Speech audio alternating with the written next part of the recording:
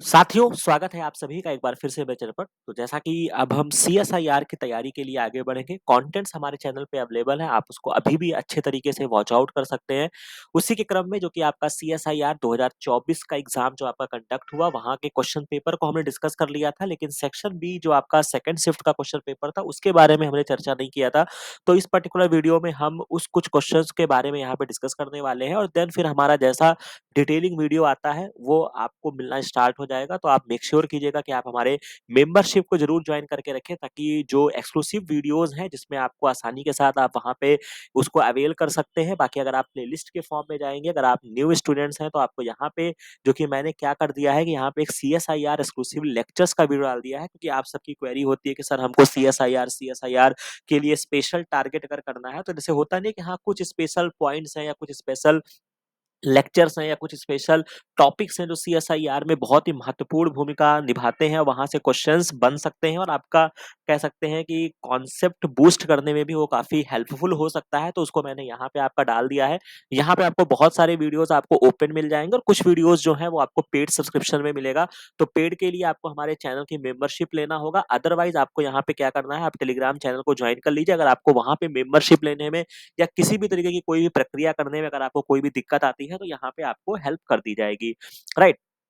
तो अब हम आज का लेक्चर स्टार्ट करते हैं। तो यहाँ पे हम सीएसआईआर के कुछ क्वेश्चंस को यहाँ पे डिस्कस करने वाले हैं, और जो कि आपको पता है कि हमारा मेन उद्देश्य यही है कि किस तरीके से आपको इजी तरीके से मैं आपको कन्वे कर सकूं, आपका कॉन्फिडेंस इनहेंस कर सकूं, सीएसआईआर का लिटिल बिट आपके दिमाग से फियर हटा सकूं, और मैं आपको ये भी पोर्ट्रेट करता हूं कि एक ठंडे दिमाग से और एक सही तरीके से अप्रोच से आप कितने क्वेश्चन सीएसआईआर में कर सकते थे। ठीक है, जो कि आपके नॉर्मल कॉन्सेप्ट पे आधारित था, और जो चीजें हमने अपने प्लेटफॉर्म से आपको पढ़ाया, और चूंकि आपको पता है कि अगर आपने मेरे साथ पढ़ाई किया होगा, तो मैं कभी सीएसआईआर को स्पेशल रूप से टारगेट नहीं करता हूँ। एक्सक्लूसिवली जो हमारा कंटेंट चलता है वो डीबीटी और आईसीएमआर के लिए होता है।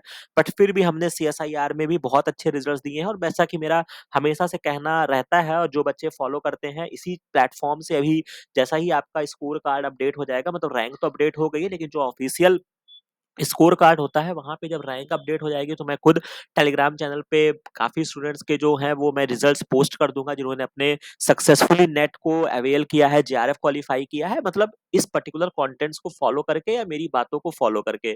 ठीक है, जो अप्रोचेस मैंने बताई है, तो अगर आप उचित समझते हैं तो आप भी हमारे तरीके से तैयारी कर सकते हैं। तो जैसा कि आपको पता है, मैं सीधा कहता हूं कि आपको कोई बहुत स्पेशल लोड लेने की जरूरत नहीं है। एज अ बायोलॉजी अगर आप समझ के पढ़ेंगे, ठीक है, तो आप डेफिनेटली क्वालिफाई कर जाएंगे। आपको 6-7 महीने के दरमियान आपको कई सारे एग्जाम देने को मिलेंगे। तो आप एक बेसिक तैयारी करें, तो आप वो डीबीटी के लिए भी हेल्पफुल होगा, सीएसआईआर के लिए भी हेल्पफुल होगा, और आईसीएमआर के लिए भी हेल्पफुल होगा। तो उसी के तरीके से मैं आपको दिखाता हूँ कि किस तरीके से जो हमारे पढ़ाए हुए क्वेश्चन थे वो आपसे एग्जाम में पूछे गए। तो उसी के क्रम में आप यहाँ पे अब स्टार्ट करते हैं। तो एक क्वेश्चन जो कि आपके पार्ट बी का है, और ये खास तौर से जो मैं डिस्कस कर रहा हूँ, ये आपके सेक्शन सॉरी शिफ्ट सेकंड का ये आपका क्वेश्चन पेपर है। ठीक है, शिफ्ट सेकंड का ये आपका क्वेश्चन पेपर है, और यहाँ पे क्वेश्चन पूछा गया है कि which one of the following statement जो है वो आपका इनकरेक्ट है। अब आप कहेंगे कि सर इसमें तो बहुत खतरनाक खतरनाक बायोटेक्नोलॉजी के स्टेटमेंट्स पूछ लिए हैं, बताइए हम इसको कैसे सॉर्ट आउट कर सकते हैं। तो इसके लिए आपको ऐसा कुछ ज़रूरी नहीं है कि आपको रिमेनिंग चीज़ें पता ही हो। अगर आपको केवल एक अच्छी बात पता होगी, जो कि एक बहुत कॉमन सी बात है, तो भी आप इस क्वेश्चन को सॉल्व कर सकते हैं, और उसका जो प्रूफ है कि जो मैंने ऑलरेडी आपको पढ़ा के रखा है, बस अगर आप सही तरीके से फॉलो करेंगे, तो आपको क्या करना होगा कि आपको अपना दिमाग का चश्मा हटाना होगा। कि जैसा कि ये पर्टिकुलर एक लेक्चर है जहाँ पे हमने डीबीटी, बेट और आईसीएमआर जेआरएफ 2024 इसी साल हमने डिस्कस किया है। बैक्टीरियोफाज M13 की लाइफ साइकिल मैंने वहाँ पे डिस्कस की है। बस मेरे के लिए क्या है कि आपको ये हटाना होगा कि यहाँ पे डीबीटी बेट और आईसीएमआर लिखा है, तो ऐसा नहीं है कि ये डीबीटी बेट और आईसीएमआर के लिए इंपॉर्टेंट है। ये आपके सीएसआईआर के लिए भी बहुत इंपॉर्टेंट है, और इसी लेक्चर से जो है वो आपका क्वेश्चन जो है वो आपका डराइव किया गया है। तो आप देख सकते हैं कि M33 जो मैंने यहाँ पे पढ़ाया, और यहाँ पे मैंने इस बात को हाईलाइट किया कि इनका जो डीएनए है वो आपका सिंगल स्टैंडर्ड है, सर्कुलर भी है, लेकिन डीएनए है। अब यहाँ पे आप जब स्टेटमेंट्स को पढ़ेंगे, तो अगर आपको M13 याद होगा तो क्या पढ़ोगे? सबसे पहले आपकी निगाह M13 पे रुकनी चाहिए। तो phase M13 has single standard circular RNA genome. अब यहीं पर इन्होंने गलत कर दिया है, तो इनकरेक्ट आपको पहचाना था, और ये आपको ऑप्शन मिल गया। जो कि ऑलरेडी हमारे द्वारा लेक्चर्स कवर है। तो यानी कि बहुत ज़्यादा लोड लेकर ना पढ़ने से भी आप एक सही तरीके से और सच्चे तरीके से अगर आप ये तैयारी करते हैं, जो भी चीज़ें आपको यहाँ पे बताई जाती हैं उसको फॉलो करते हैं। ये नहीं देखते हैं कि हाँ, ये चीज़ें डीबीटी के लिए है, ये चीज़ें आईसीएमआर के लिए है। बायोलॉजी हर जगह पे सेम रहती है और आप एक पर्टिकुलर स्टेटमेंट से आप इस क्वेश्चन का आंसर निकाल लेंगे। तो आपको इनकरेक्ट स्टेटमेंट बताना था, तो M13 जो होता है बेटा, वो आपका डीएनए का जीनोम होता है, जो कि यहाँ पे मैंने बहुत अच्छे से हाइलाइट करके पढ़ाया था। बहुत अच्छे से यहाँ पे हमने इसको समझा था, डीएनए के बारे में समझा था, M13 के बारे में समझा था। बाकी इसके डिटेल जानना चाहते हैं तो आप इस पूरे लेक्चर को आराम से देख लीजिएगा। राइट। तो इसका जो राइट आंसर आपका बनेगा वो आपका थर्ड बनेगा। तो यानी कि इसका मतलब है कि जो रिमेनिंग 3 ऑप्शंस है वो आपके करेक्ट है। तो यानी कि जो हमारे बिगिनर्स स्टूडेंट हैं, जो अभी अपनी तैयारी स्टार्ट कर रहे हैं या जो अभी रिपीटर्स स्टूडेंट हैं, वो इन 3 स्टेटमेंट को अपनी कॉपी में नोट डाउन कर लेंगे कि हो सकता है कि नेक्स्ट एग्जाम में एनटीए आपको इसी तरीके के कोई स्टेटमेंट को घुमा के पूछ ले कि बता दो भैया कौन सा करेक्ट स्टेटमेंट है, और लेके रख दे कि फेज एमयू जो है वो यूज किया जाता है क्रिएट इंसर्शन म्यूटेशन वगैरह। ठीक है। तो अप्रोच समझ में आ गया किस तरीके से आप अच्छे से इस क्वेश्चन को सॉल्व कर सकते थे। इसी तरीके से एक बहुत ही बेहद आसान क्वेश्चन मैं कहूंगा कि जो कि हमेशा से ये पेट क्वेश्चन रहा है, और एक पर्टिकुलर चार्ट है जो कि मैं आपको बोलता भी हूँ कि जब भी आप ट्रांसक्रिप्शन पढ़ते हैं तो उसमें आपको आरएनए पॉलीमरेज, जो कि हम यूकैरियोट्स की बात करते हैं, तो वहां पे 3 तरीके के होते हैं, फर्स्ट, सेकंड, थर्ड, और तीनों पर्टिकुलर किस किस चीज का ट्रांसलेशन करते हैं, ट्रांसक्रिप्शन करते हैं, वो बहुत इंपॉर्टेंट होता है। सेकंड जो होता है वो आपके एमआरएनए के लिए होता है, पहला आपका राइबोसोमल आरएनए के लिए होता है, और लास्ट वाला आपका टीआरएनए के लिए होता है। बाकी यहाँ पे एक चार्ट मैंने एक बार फिर से फ्रेम कर दिया है। बाकी अगर आप हमारे साथ डिटेल में पढ़ाई किए होंगे तो डीबीटी के बहुत सारे वीडियोस में हमने इस पर्टिकुलर चार्ट को आपको हमेशा से रटवाया है, और यहीं से जो क्वेश्चन है वो आपका डिराइव किया गया है। तो ये आपके लिए बहुत इंपॉर्टेंट हो जाता है। इसको सोते जागते दोपहर हर समय ये आपके दिमाग में होना चाहिए। और आप यहाँ पे देख सकते हैं कि बस थोड़ा सा इन्होंने सीएसआईआर के नाम पे क्वेश्चन को घुमा दिया गया है। कह रहे हैं कि ये एक ईस्ट स्ट्रेन है जो अक्यूमुलेटेड है in the mutation that make it grow slowly grow कर रहा है, और जब इसका इन्वेस्टिगेशन किया गया तो इसमें पाया गया कि जो इसका राइबोसोमल आरएनए लेवल है वो कम है। तो अब आपको बताना है कि इसमें कौन सा आरएनए पॉलीमरेज जो है वो आपका म्यूटेशन हुआ है। चाहते तो ये क्वेश्चन आपसे सीधे पूछ सकते थे, बट चूंकि ये आपसे अब एक लेवल आगे जाके एग्जाम ले रहे हैं, सीएसआईआर का एग्जाम ले रहे हैं, तो ये आपसे थोड़ा सा घुमा के क्वेश्चन पूछेंगे जो कि एक्सपेक्टेड है। अब बुद्धि क्या लगानी है कि जो आपका ईस्ट होता है, अगर आपने बायोटेक भी पढ़ा होगा जहां पे हम बहुत ईस्ट वेक्टर के बारे में चर्चा करते हैं, तो अगर आप इसके बारे में याद करेंगे तो ये आपका यूकैरियोटिक है। अब जब यूकैरियोटिक की बात आ गई तो यूकैरियोटिक में आपके पास 3 आरएनए पॉलीमरेज है, फर्स्ट, सेकंड एंड थर्ड। अब यहाँ पे चूंकि आपसे राइबोसोमल आरएनए की बात कर रहा है, तो यानी कि जो म्यूटेशन आपको यहाँ पे हुआ होगा वो आपका आरएनए पॉलीमरेज फर्स्ट में हुआ होगा। तो ये भी आपके लिए एक बहुत इंपॉर्टेंट पॉइंट है। इन सब चीजों को टुकड़े-टुकड़े में याद करते रहिए ताकि आसानी के साथ आप एग्जाम में इनको कर सकें। ठीक है? तो ये इसका आंसर हो जाएगा। पहला जो होगा इस पर्टिकुलर क्वेश्चन का जो फर्स्ट जो होगा वो राइट आंसर होगा। इसके बाद एक और क्वेश्चन की अगर मैं बात करता हूं, तो एक और क्वेश्चन जो कि आपके इम्यूनोलॉजी से पूछा गया है, सीएसआईआर में लिटिल बिट इम्यूनोलॉजी का वेटेज कम होता है। हालांकि इस बार इन्होंने काफी क्वेश्चंस डिसाइड दिए थे आपको इम्यूनोलॉजी के, तो उस पे हम एक सेपरेट वीडियो करेंगे जहां पे हम केवल और केवल इम्यूनोलॉजी के वीडियोस को डिस्कस करेंगे, इम्यूनोलॉजी के क्वेश्चंस को डिस्कस करेंगे। यहाँ पर भी आपसे एक बहुत आसान क्वेश्चन पूछा है, और ऑप्शन एलिमिनेशन मेथड से आप किस तरीके से इस क्वेश्चन के जड़ तक आप पहुंच सकते थे वो भी मैं आपको बताऊंगा, और किस आसानी के साथ आप इस क्वेश्चन को सॉल्व कर सकते थे। 70-30-33 जो है वो इस क्वेश्चन की आईडी है। कह रहा है कि in the thymus of a normal mouse positive selection of T cell is based on recognization of which of the following.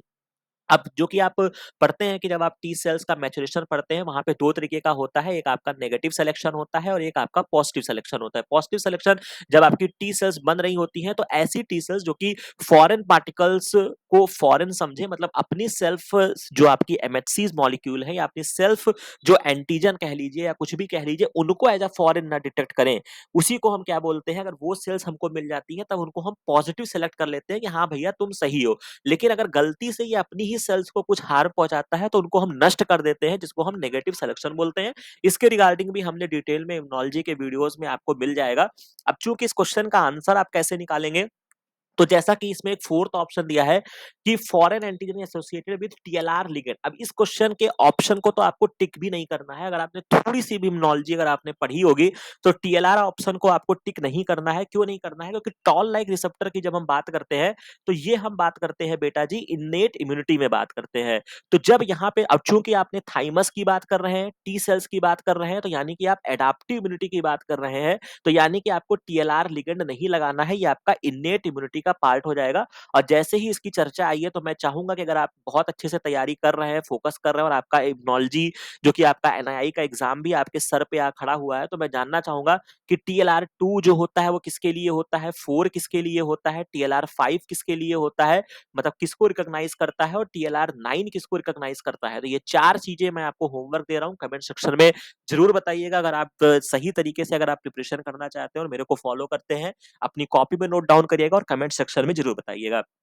अब चूँकि जिसको आपको पॉज़िटिव सेलेक्ट करना है, उसमें क्या होता है कि जो आपके सेल्फ एंटीजन जो है, वो एसोसिएट हो रहे हैं सेल्फ एमएचसी मॉलिक्यूल, यानी कि सेल्फ जो है, वो आपका जो एमएचसी मॉलिक्यूल है, वो सेल्फ एंटीजन ही रिकॉग्नाइज़ कर रहा है, ठीक है? तो ये जो होगा इसका राइट आंसर हो जाएगा, बाकी अगर अभी चीज़ें आपको डिटेलिंग में बाउंस किया होगा, तो इसके लिए आप पर्टिकुलर आप हमारे इम्यूनॉलजी के वीडियोज़ को देखिएगा और नहीं होगा तो चूँकि हम जब इसमें पर्टिकुलर हम लेकर आएँगे वीडियोज़ आप कह सकते हैं कि जब हम इम्यूनॉलजी के क्वेश्चन्स को सीएसआईआर 2024 में जो फ्रेम किए गए हैं, उनका एक सेपरेट वीडियो करेंगे, वहाँ पे और मैं डिटेलिंग से आपको इसका पर्टिकुलर आंसर बताऊँगा। बट चूँकि आपको थोड़ी-सी इम्यूनॉलजी आनी चाहिए और मैं चूँकि जो बच्चे रिपीटर्स हैं, मैं उनसे अपेक्षा करता हूँ कि उन्होंने इन चीज़ों को बेटर गेन कर पा रहे होंगे, समझ पा रहे होंगे, तो इसका जो राइट आंसर आपका बनेगा, वो आपका self antigen with self MHC molecule होंगे, यानी कि उन्हीं को हम पॉज़िटिव सेलेक्ट करेंगे। अगर वो गलती से भी नहीं रिकॉग्नाइज़ कर रहे हैं या कुछ और चीज़ें कर रहे हैं, तो हम उनको क्या कर देंगे, नेगेटिव सिलेक्शन की तरफ ले जाएँगे। बहुत ही बेहतरीन प्रोसेस है इम्यूनॉलजी का। तो ये क्वेश्चन जो है वहाँ से आपका फ्रेम किया गया और किस तरीके से आप ऑप्शन एलिमिनेशन मेथड से एटलीस्ट एक ऑप्शन तो आप हटा ही सकते हैं, तो उनके बारे में हमने यहाँ पे चर्चा कर लिया। अब इसके बाद हम बात करते हैं नेक्स्ट क्वेश्चन जो कि आपका लैक ओपेरॉन से पूछा गया है कि which one of the following statement about bacterial operon जो है वो आपका इनकरेक्ट है। अब चूंकि लैक ओपेरॉन एक बेसिक लैक ओपेरॉन से ये क्वेश्चन आपका डराइव किया गया है और वो मेरे चैनल पे अवेलेबल है, आप प्लेलिस्ट में जाओगे वहां पे आपको मिल जाएगा देखने को लैक ओपेरॉन। तो ओपेरॉन के बारे में यहाँ पे कुछ स्टेटमेंट दिए गए हैं, तो अगर मैं सबसे पहला स्टेटमेंट अगर मैं समझना चाहूँ जो मुझे फोर्थ ऑप्शन में दिख रहा है कि operon expression is a often tightly regulated, तो बिल्कुल सही बात है भाई। अगर आप इसके रेगुलेशन की तरफ जाते हैं जहाँ पे आप बहुत सारे उसमें मैकेनिज्म थे कि लैक्टोज का लेवल कितना रहेगा, ग्लूकोज का लेवल कितना होगा, उन सारी बातों पे निर्भर करता था। फिर कैप मॉलिक्यूल थे, उन पे निर्भर करता था। तो यानी कि ये जो है एक हाईली रेगुलेटेड प्रोसेस है। बिल्कुल सही बात। पहला स्टेटमेंट है कि operon can made multiple protein with linked biological activity. ये भी सही बात है। जब आप ओपेरॉन पढ़ते हैं, अगर आपको याद होगा कि जब आपका प्रोटीन का ट्रांसलेट हुआ था लैकोपेरॉन में, तो एक आपका जेड बना था, एक आपका वाई बना था और एक आपका ए बना था। और ये तीनों ही जो आपके प्रोटीन थे वो डिफरेंट डिफरेंट फंक्शन को कर रहे थे। तो यानी कि सही है कि आपके मल्टीपल प्रोटीन है, लेकिन एक तरीके से लिंक्ड बायोलॉजिकल एक्टिविटी, यानी कि ओवरऑल वो लैकोपेरॉन को रेगुलेट कराने का काम कर रहे हैं या उसको एब्सॉर्ब कराने का काम कर रहे हैं लैक्टोज को। तो आप इस बात को एग्री कर सकते हैं कि हाँ भैया वो लिंक्ड बायोलॉजिकल एक्टिविटी को शो कर रहे हैं।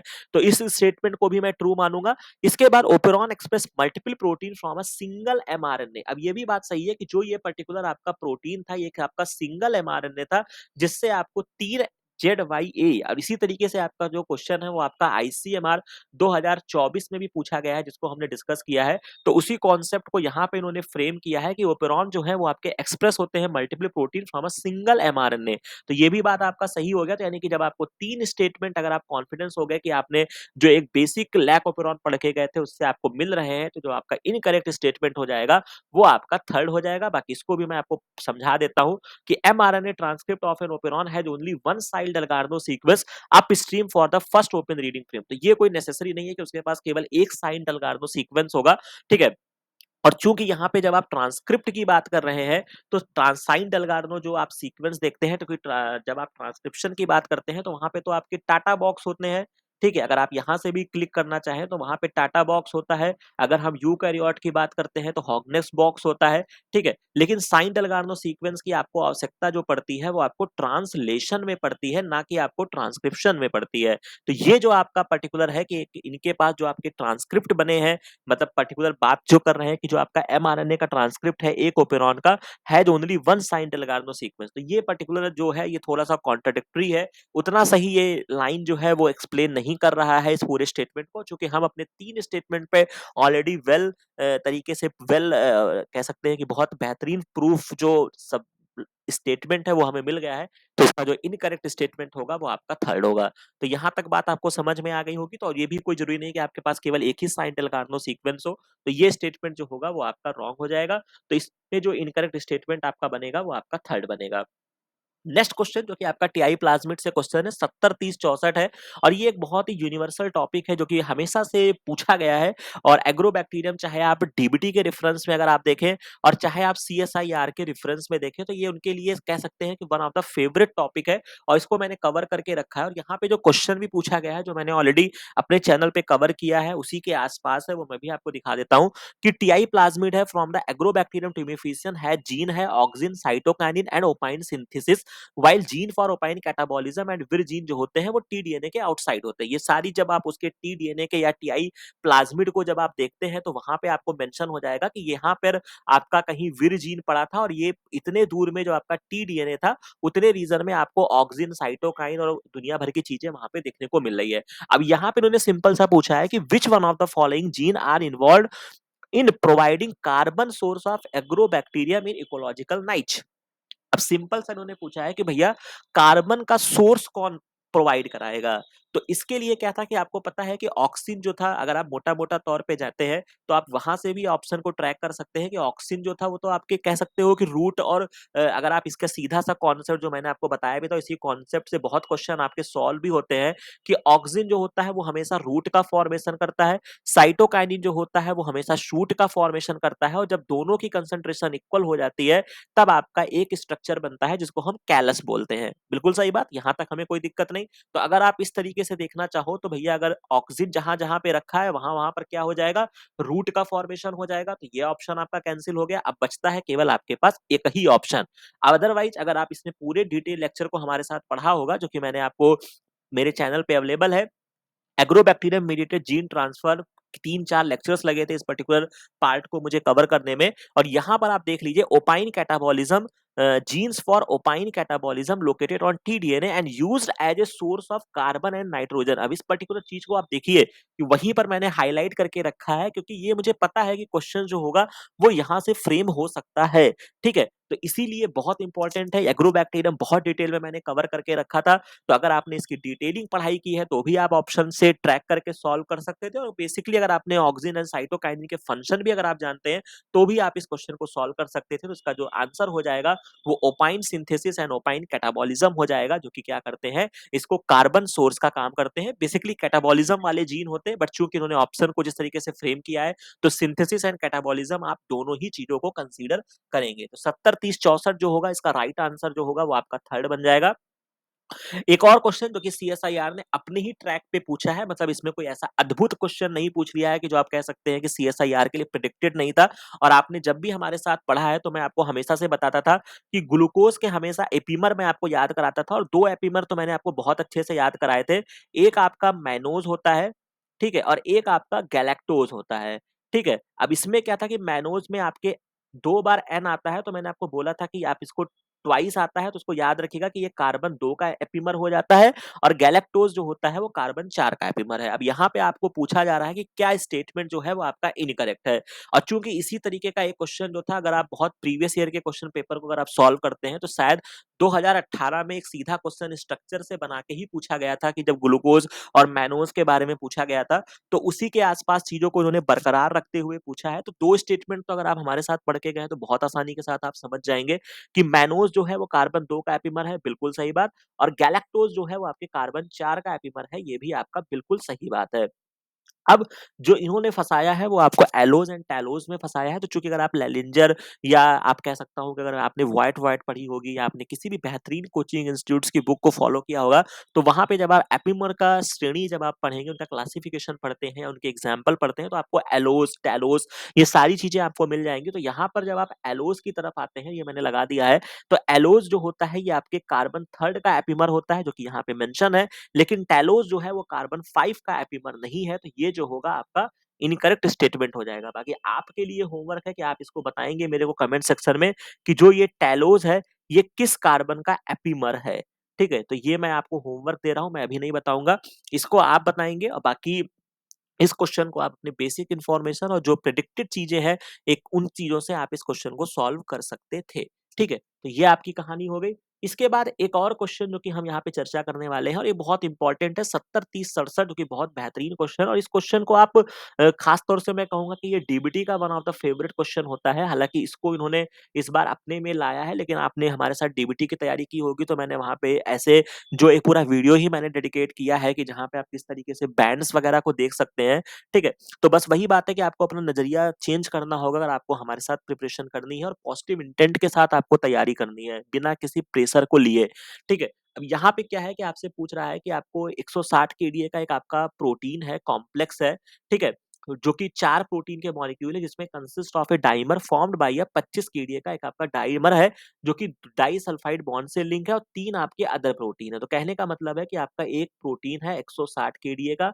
ठीक है, इसको अगर आप ऐसे देखना चाहें तो एक जो पर्टिकुलर मॉलिक्यूल है या एक जो इसका पर्टिकुलर आप कह सकते हो कि जो इसका पार्ट है वो 25-25 केडीए का डाइमर है। यानी कि यहाँ पे क्या है, डाइसल्फाइड लिंकेज है। इन्होंने बोल दिया है कि ये जो है ये आपका डाइसल्फाइड लिंकेज है। ठीक है, 3 अदर प्रोटीन है जो कि आपका 10 केडीए का है, 30 केडीए का है, 70 केडीए का। तो यानी कि 25-25 जोड़ोगे तो ये आपका 50 हो जाएगा और 160 में से अगर आप 50 घटाओगे तो 110 हो जाएगा और 110 का हिसाब किताब ये रखा हुआ है 70 30 100 और 10 क्या हो गया, 110 हो गया। अब आपसे पूछ रहा है कि it was isolated and analyse on SDS PAGE gel without DTT. अब यहाँ पे इन्होंने बहुत अच्छा इस्तेमाल किया है क्योंकि आप टेक्निकली जब आपने हमारे साथ वेस्टर्न ब्लॉट पढ़ा है तो वहां पे हमने चूंकि पूरा लेक्चर ही कवर किया है एसडीएस इलेक्ट्रोफोरेसिस का और वेस्टर्न का। तो बहुत कॉमनली क्या होता है कि जब आप रिड्यूसिंग एजेंट्स की बात करते हैं जो कि आपके डाइसल्फाइड को ब्रेक करने के लिए हम यूज करते हैं, उसमें आपको पता होगा 2 मरकेप्टो इथेनॉल का हम बहुत यूज करते हैं। ये आपका बहुत कॉमन होता है, लेकिन उसके अलावा भी आपका डीटीटी भी यूज किया जाता है और एक क्वेश्चन भी सीएसआईआर में शायद 1-2 साल पहले भी आया था कि उन्होंने आपसे इंक्रीजिंग या डिक्रीजिंग ऑर्डर पूछा था कि इनमें सबसे बेहतरीन आपका रिड्यूसिंग एजेंट कौन है? तो वो भी हमारे चैनल पे कवर है, आप पीवाईक्यूज के वीडियो देखेंगे तो वो भी आपको मिल जाएगा। ठीक है, तो कुल मिला के आपको यहाँ पे इतना ध्यान रखना कि यहाँ पे उन्होंने डीटीटी का इस्तेमाल किया है तो ये आपके डाइसल्फाइड को ब्रेक करता है। लेकिन चूंकि उन्होंने यहाँ पे डीटीटी का इस्तेमाल नहीं किया है तो यानी कि जब उन्होंने नहीं किया है तो आपका ये जब आप इसको अपना इलेक्ट्रोफोरेसिस पे जब आप इसको सेपरेट करोगे तो ये डाइसल्फाइड बॉन्ड जो होगा वो आपका ब्रेक नहीं होगा। तो यानी कि इसको अगर मैं सीधा सा समझना चाहूं तो ये आपका एज इट इज क्या होगा, ये आपका रन हो जाएगा और ये भी आपके एज इट इज रन हो जाएंगे। तो कह रहा है कि which one of the following option would represent the SDS page profile. तो यानी कि आपसे बैंड्स के बारे में पूछ रहा है तो इतने प्रोटीन्स को करोगे तो भैया सिंगल बैंड तो आपको नहीं देखने को मिलेगा, पहला ऑप्शन। तीसरा ऑप्शन कैंसिल हो गया और 2 बैंड भी आपको देखने को नहीं मिलेंगे। लेकिन अब यहाँ पे कितने बैंड्स आपको देखने को मिलेंगे, तो एक बैंड आपको 10 केडीए का देखने को मिलेगा, एक 30 केडीए का, एक 70 केडीए का। तो यहाँ पे कहीं देख लो 4 बैंड की बात हो रही है, 10 30 70। अभी दोनों ही ऑप्शन में 10 30 70 रखा है। लेकिन अब आपको ये डिसाइड करना है कि आपको जो एक बैंड है वो आपको 25 केडीए का मिलेगा या आपको 50 केडीए का मिलेगा। तो भैया ऑब्वियस सी बात है जब वो टूटे नहीं है तो 25 25 जोड़ोगे तो 50 केडीए होगा। तो यानी कि जो आपको बैंड मिलेगा ये आपको 50 केडीए का मिलेगा। लेकिन अगर आपने इसी में डाइसल्फाइड डाले होते तब आपको 25 केडीए पर वो बैंड मिल जाता, लेकिन आपने डाला नहीं तो आपको 50 केडीए पर बैंड मिलेगा। तो यानी कि जो इसका राइट आंसर होगा वो आपका फर्स्ट होगा और बहुत ही बेहतरीन क्वेश्चन मैं कहूंगा और बहुत ही प्रिडिक्टेड क्वेश्चन मैं कहूंगा। अगर आपने एक डिसेंट बायोलॉजी अगर आपने पढ़ाई की है और अपने सीरियसली डीबीटी और आईसीएमआर की प्रिपरेशन की है, सीएसआईआर की प्रिपरेशन की है, तो ये क्वेश्चन आपको डेफिनेटली सॉल्व करना चाहिए था। तो आप देख सकते हैं 70 30 67 है, उसका जो राइट आंसर आपका बनेगा वो आपका फर्स्ट ऑप्शन बनेगा। तो मुझे लगता है कि यहाँ पे मैंने बहुत अच्छे से एक्सप्लेन कर दिया है। अगर आपको इसके बारे में नए हैं, कुछ और अच्छे से पढ़ना चाहते हैं तो आप टूल्स टेक्निक के प्लेलिस्ट में जाना, वहां पे आपको एसडीएस इलेक्ट्रोफोरेसिस मिल जाएगा और डीबीटी जेआरएफ की प्लेलिस्ट में जाना जो कि आपका लक्ष्य जेआरएफ डीबीटी जेआरएफ नाम से होगा, जिसमें लगभग मेरे 100 वीडियोस अवेलेबल हैं। वहां पे जाओगे तो आपको ये पर्टिकुलर बैंड से रिलेटेड क्वेश्चन जो होंगे वो आपको देखने को मिल जाएंगे। इसके बाद नेक्स्ट क्वेश्चन आपसे पूछ रहा है कि 70 30 28 क्वेश्चन आईडी है कि among the organelle listed below which one does not obtain protein via the vascular transport. ये भी हमने रिसेंट में कवर करके रखा है, जिसमें हमने जो वीडियो भी मैंने अभी आपको प्लेलिस्ट बनाई दी है उसमें transport of protein in the mitochondria, lysosome, दुनिया भर की जो ऑर्गेनेल्स है सब मैंने कवर किया है। तो आप उस पर्टिकुलर वीडियोस को देखकर आएंगे तो डेफिनेटली जिसका राइट आंसर बनेगा वो आपका माइटोकॉन्ड्रिया बनेगा, क्योंकि लाइसोसोम, गोल्जी, एंडोसोम या इसके अलावा एंडो एंडोप्लाज्मिक रेटिकुलम ये आपस में लिंक्ड होते हैं जब प्रोटीन का ट्रांसपोर्ट आप पढ़ते हैं, क्योंकि उसमें बीच में एक वेसिकुलर स्ट्रक्चर बनता है, तो इसी वजह से हम उसको वेसिकुलर ट्रांसपोर्ट बनते हैं कहते हैं। लेकिन माइटोकॉन्ड्रिया का इससे कोई लेना देना नहीं है, तो इसका जो राइट आंसर हो जाएगा वो आपका थर्ड ऑप्शन हो जाएगा। इसके बाद एक और आपका फोटोसिंथेसिस का बहुत ही बेसिक क्वेश्चन मैं कहूंगा कि which one of the following is the strongest oxidizing agent produced during the photosynthesis. तो ये आपकी कहानी, जब आप फोटोसिंथेसिस पढ़ते हैं तो जब आपका इलेक्ट्रॉन में जब आप पीएस सेकंड की बात करते हैं तो सेकंड से स्टार्ट होता है, पीएस फर्स्ट की तरफ जाता है। जब हम नॉन साइक्लिक की बात करते हैं जेड स्कीम बनता है। तो जो यहाँ पे स्ट्रॉन्ग ऑक्सीडाइजिंग एजेंट है वो आपका P680 प्लस है। तो इसका जो राइट आंसर हो जाएगा वो आपका P680 हो जाएगा, यानी कि पीएस सेकंड हो जाएगा। ठीक है, तो इसका जो राइट आंसर होगा 70-30-40, इसका राइट आंसर सेकंड हो जाएगा। तो यहाँ तक हमने कुछ क्वेश्चंस को डिस्कस कर लिए और आपको भी आइडिया लगा होगा किस अप्रोच से या कैसे क्वेश्चन यहाँ पे सर के माध्यम से पढ़ाए हुए आपको एग्जाम में मिलते हैं, तो आप उनको अच्छे से सॉल्व कर सकते थे, अपने आगे एग्जाम की प्रैक्टिस कर सकते हैं। तो यहाँ तक कहानी मैंने आपको एक्सप्लेन कर दी है, बहुत अच्छे से हमने यहाँ पे समझ लिया है। ठीक है, तो काफी चीजें आपने समझा होगा, समझ में आया होगा। जाके वीडियोस देखिएगा, अपनी तैयारी को जारी रखिए, क्योंकि जब भी आपके एग्जाम का नोटिफिकेशन आएगा तो आप पैनिक हो सकते हैं। इसी वजह से अभी से तैयारी करिए और ये मत सोचिए कि कल पढ़ेंगे, परसों पढ़ेंगे या बाद में पढ़ेंगे, तो उसको मत करिए। और एक चीज मैं और कहूंगा कि आप मेक श्योर कीजिए कि जो आप हमारे मेंबरशिप को ज्वाइन कर रहे हैं, ताकि आगे जो हम फर्दर वीडियोस लाने वाले हैं जिसमें हम अभी कुछ और पाथवेज को डिस्कस करेंगे, कुछ मॉलिक्यूलर बायोलॉजी के इंपॉर्टेंट चीजों को डिस्कस करेंगे, तो वो चीजें आपको एक्सक्लूसिवली मिलती रहे। तो उसके लिए आप मेंबरशिप को जरूर ज्वाइन कर लीजिएगा। बाकी ये वीडियो, ये अप्रोच, ये तरीका, ये सारी चीजें अगर आपको अच्छी लगी हो तो चैनल को लाइक, शेयर और सब्सक्राइब जरूर कर लीजिएगा। बाकी मिलते हैं नेक्स्ट वीडियो में नेक्स्ट इन्फॉर्मेशन के साथ। Thank you very much.